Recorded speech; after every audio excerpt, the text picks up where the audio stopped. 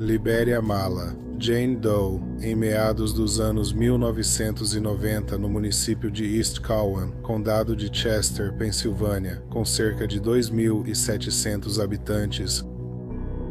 Em 11 de julho de 1995, um homem pescava no rio Valley, perto da estrada Valley Creek e dos túneis gêmeos. Os túneis têm a reputação de serem assombrados. O pescador sentiu um cheiro ruim que muitas pessoas descreveram como inesquecível. O cheiro vinha de uma mala bordô embrulhada em um saco de lixo verde. A mala estava amarrada com fita adesiva e arame. A polícia foi chamada e abriu a mala. Dentro dela estava o torso de uma mulher. A cabeça, os braços e as pernas estavam faltando. O torso foi envolto em lençol elástico, colocado em saco plástico de edredom, enrolado em um edredom e selado na mala. Não havia identificação no torso. Ela não constava em registros de desaparecidos locais ou estaduais. Relatórios apontavam que estava morta de alguns dias a 2 semanas. A causa da morte não foi determinada e a mulher não tinha drogas no sangue. Ela tinha álcool no sangue. Ela parece ter bebido antes de morrer. Aparentemente, a cabeça e os membros foram removidos após a morte. Quem esquartejou o corpo talvez não tivesse treinamento médico, mas demonstrava bom conhecimento de anatomia. Usou-se um objeto afiado, como serra ou faca, no esquartejamento. Com poucas evidências, o caso esfriou rápido. Cerca de meio ano se passou em 9 de janeiro de 1996. Ossos de perna humana foram achados em sacos de lixo numa cova rasa no Parque Estadual Court Creek. As bandeiras do parque foram enterradas a 80 quilômetros do torso, em outro condado, devido à decomposição e à tecnologia limitada da época. Os testes de DNA não confirmaram que as pernas pertenciam ao torso, mas um legista afirmou que a cabeça da perna direita encaixava perfeitamente no acetábulo do torso. Eles concluíram que as pernas pertenciam à mulher. Infelizmente, as pernas não revelam a identidade da mulher. Braços e cabeça nunca foram achados. A polícia acredita que os locais onde os restos foram descartados foram movimentos calculados pelo assassino para dificultar a investigação. Funcionou, pois mais de 30 anos depois o caso segue sem solução. A polícia não sabe quem era a mulher, como morreu, quem a matou, desmembrou e descartou seu corpo. Era difícil identificar a mulher porque ela estava sem cabeça, impossibilitando saber sua aparência física. Ainda assim, os investigadores queriam identificar a desconhecida da mala. Foram feitos ao menos um busto e 2 imagens. Na reconstrução digital, artistas forenses usaram medidas do torso dela, como porte físico, altura, circunferência do pescoço e dados demográficos.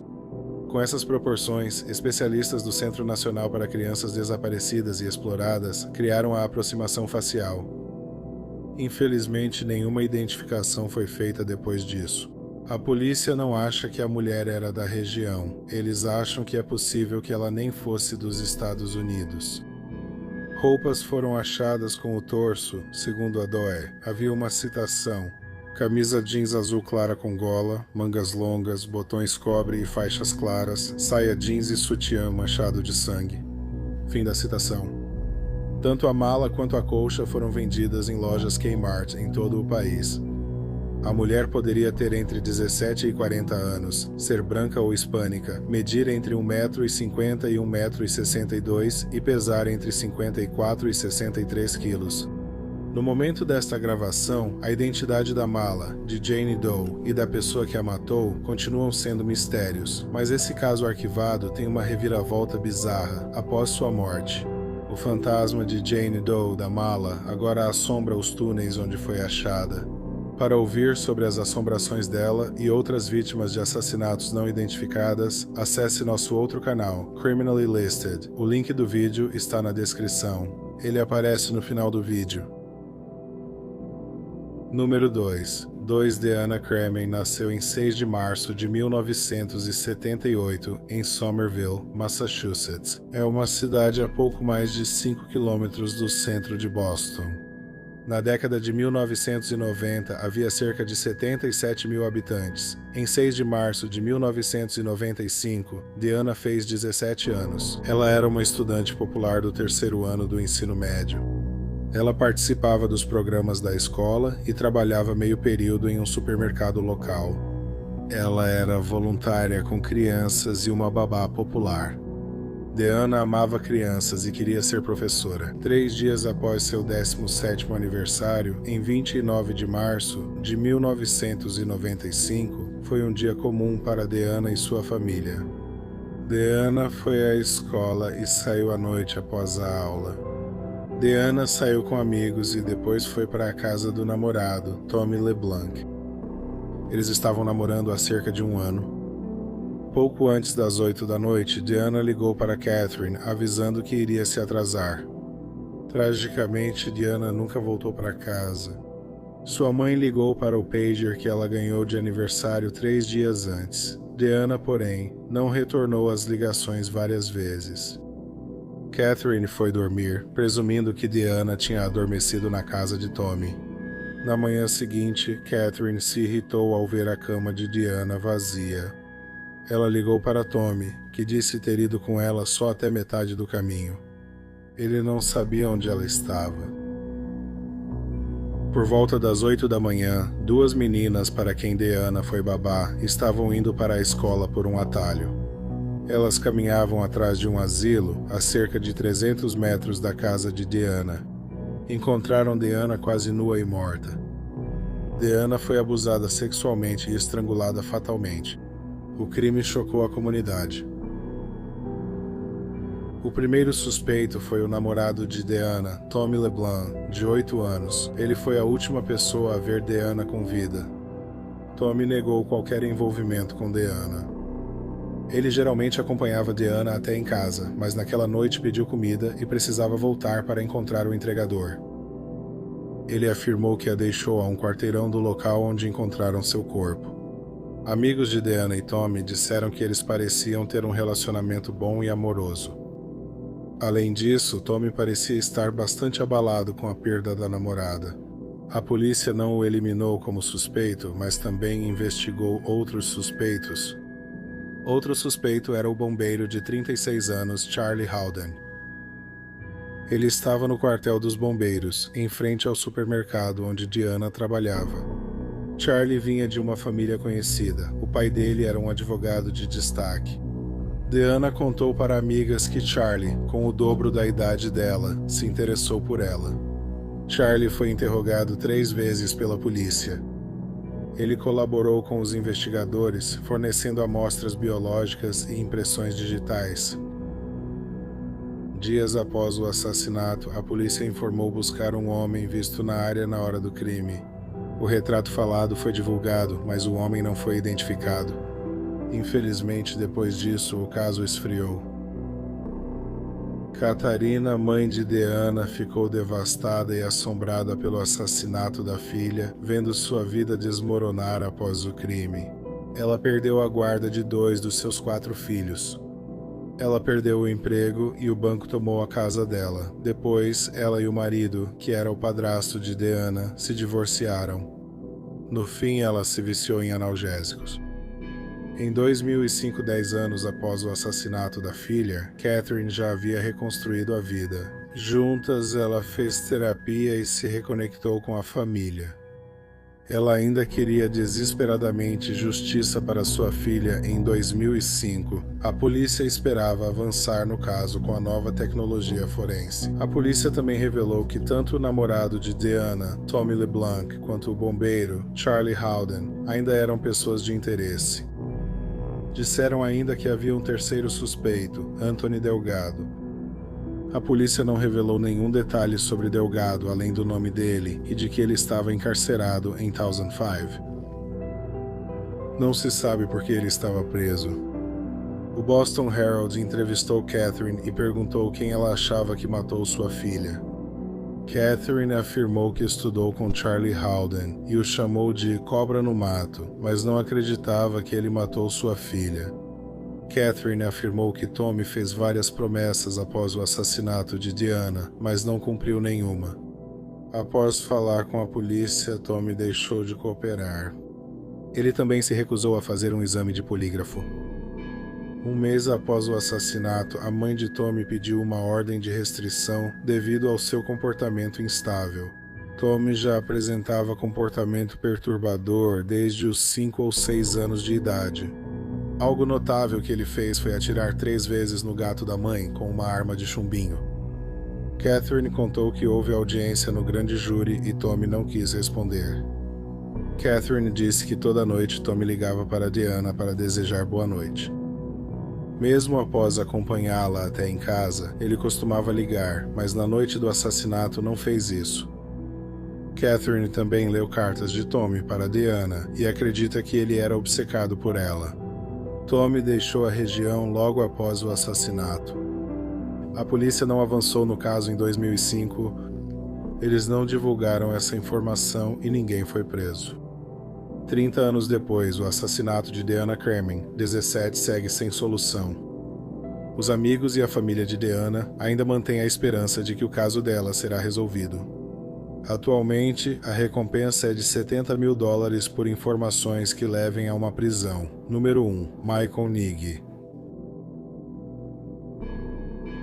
Em setembro de 95, Michael Nigg, 26 anos, morava em Los Angeles, Califórnia. Michael era de Gunderson, Colorado. Ele se mudou para Los Angeles buscando entrar na moda e atuação. Ele teve dificuldade para achar emprego e trabalhou como garçom no restaurante Sanctuary. Michael era ótimo garçom. Em 1992, enquanto trabalhava em um restaurante em Santa Bárbara, ele foi eleito o melhor garçom por um jornal local, na noite de setembro. 1995, Michael estava com sua namorada, Julie Long. Eles estavam dirigindo em Hollywood, e Michael parou em um caixa eletrônico. Julie ficou no carro. Michael sacou $40 da máquina, então 2 homens se aproximaram dele e exigiram seu dinheiro. Michael não quis entregar o dinheiro. Um dos homens sacou uma arma e atirou na cabeça de Michael Nigg, de 6 anos, a queima-roupa. Depois foram até um carro onde outro homem os aguardava. O trio fugiu à noite. Miguel morreu no local. A namorada de Miguel testemunhou tudo. No entanto, nenhuma descrição dos 3 homens ou do carro deles jamais foi divulgada ao público. A polícia observou que o crime era estranho porque os 2 homens exigiram o dinheiro de Miguel, mas após atirar nele, não pegaram o dinheiro. As pessoas especularam que o assassinato de Miguel não foi um assalto que deu errado, mas sim que ele foi alvo de uma execução. Por que alguém mataria um garçom de 26 anos que queria ser ator ou modelo? Miguel Nigg estava ligado a um dos crimes mais infames do século XX, os assassinatos de Nicole Brown Simpson e Ronaldo Goldman. Antes de trabalhar no Sanctuary, Miguel tinha sido garçom no restaurante Mesaluna. Ronaldo Goldman era seu colega de trabalho e amigo. Em 14 de junho de 1994, Nicole e sua família jantaram no Mesaluna. A mãe dela esqueceu os óculos no restaurante. Ronald era amigo de Nicole e foi até o apartamento dela para devolver os óculos. Pouco tempo depois, por volta das 45 p, um vizinho de Nicole viu o cachorro dela vagando pelo bairro e achou isso estranho. Eles levaram o cachorro para dentro de casa por volta da meia-noite e um outro vizinho levou o cachorro para passear e ele os levou até o apartamento de Nicole. Esse vizinho encontrou o corpo de Nicole Brown Simpson, de 35 anos, morta na entrada de sua casa, a cerca de 3 metros. O corpo de Ronald Goldman, de 25 anos, estava nos arbustos próximos à entrada. Ambos foram esfaqueados várias vezes e tiveram as gargantas cortadas. A garganta de Nicole foi cortada quase até o ponto de decapitação.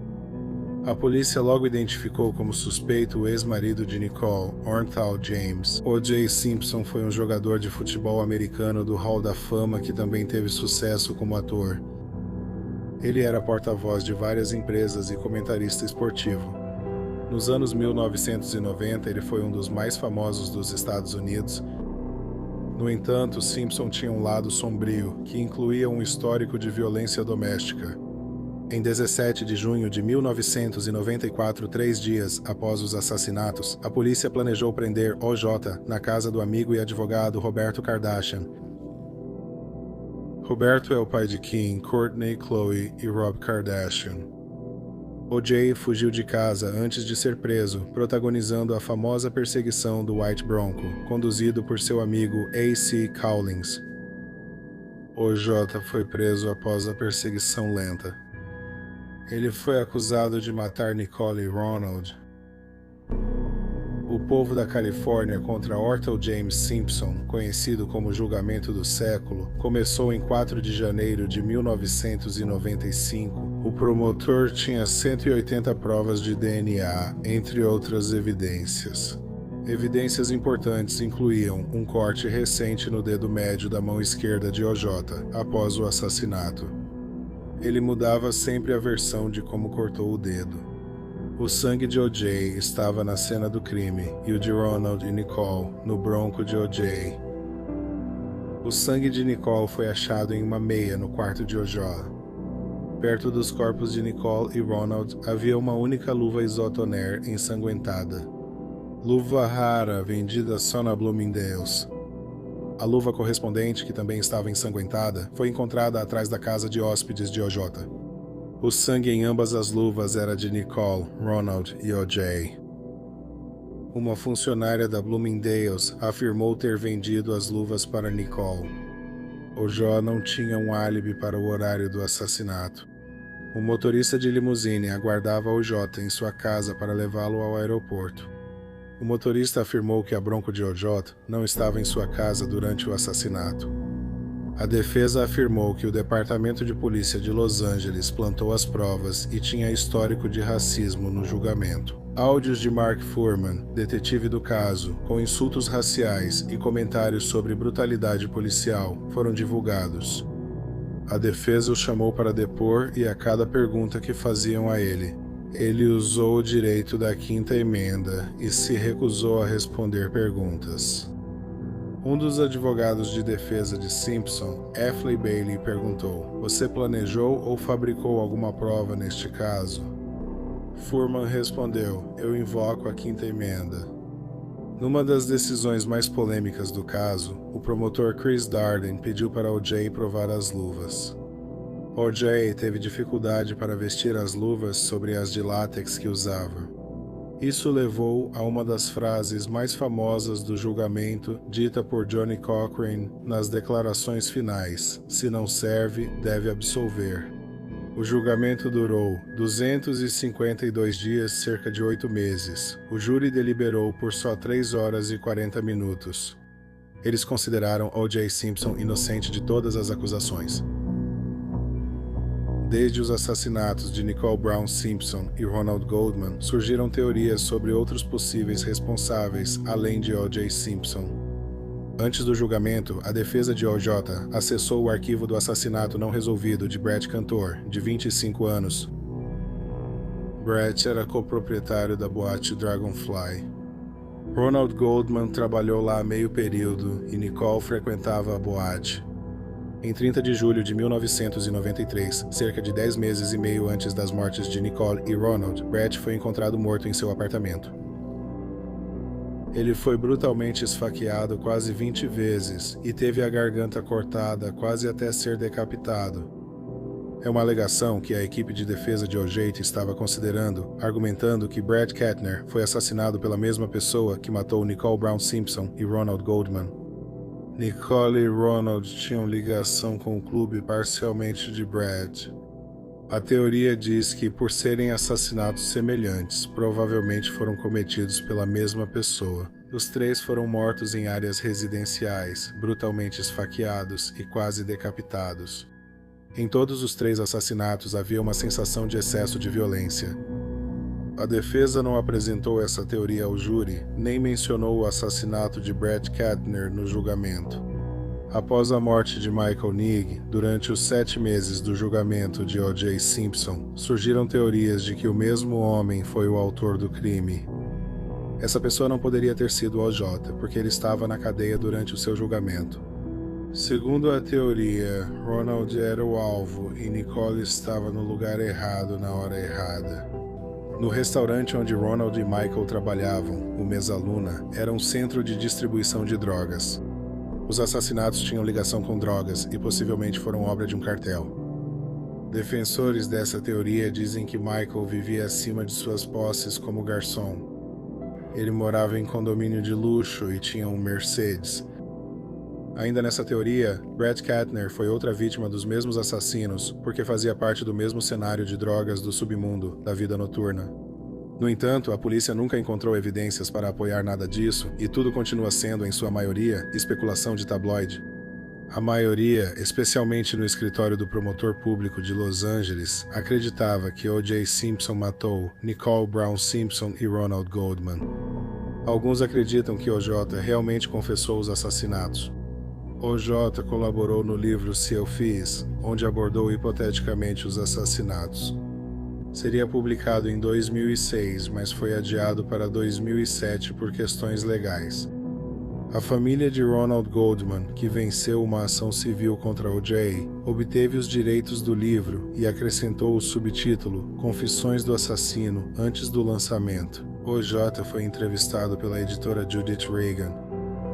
Na entrevista, ele comenta como acredita que os assassinatos ocorreram. Hipoteticamente, ele foi à casa de Nicole com Charlie, disse O.J. Lembro que peguei a faca. Lembro de pegar a faca do Charlie, mas depois disso não me recordo, só sei que estou parado com várias coisas ao redor.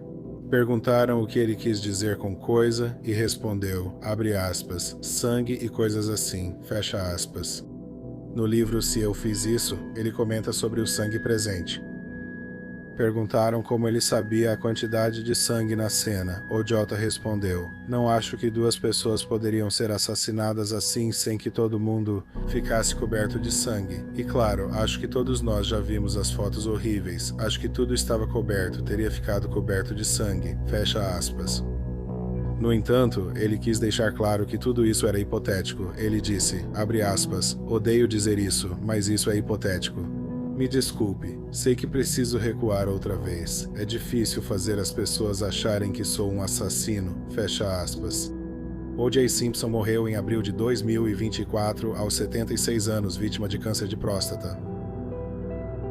Os assassinatos de Nicole Brown Simpson e Ronald Goldman foram solucionados, mas os de Michael Nigg e Brett Katner permanecem sem solução. Acredita-se que a única ligação entre eles era Ronald Goldman, que trabalhava na boate de Brett, e também com Michael, no mesmo restaurante pouco antes de ser assassinado. Os dois casos são considerados arquivados. Obrigado por assistir ao vídeo de hoje. Se gostou, inscreva-se no canal. Não se esqueça de ver nossos shorts no YouTube, Instagram e TikTok. Obrigado por assistir.